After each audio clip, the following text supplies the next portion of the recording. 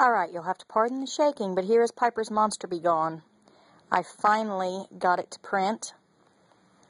It says, Mama's Monster Be Gone.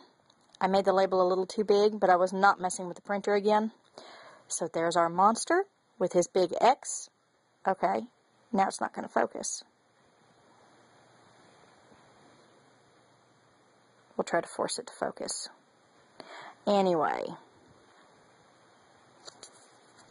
And on the back it says, guaranteed to work on all manner of boogeymen, creepsies, uglies, nasties, and just plain meanies. Not harmful to fairies, pixies, unicorns, teddies, and imaginary friends. Do not swallow.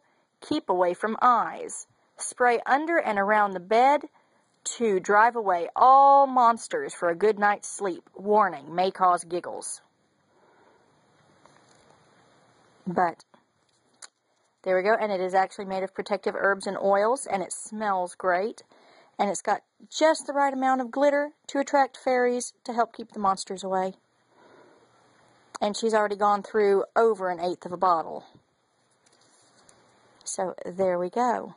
Maybe I ought to market this stuff if I make the labels a little better.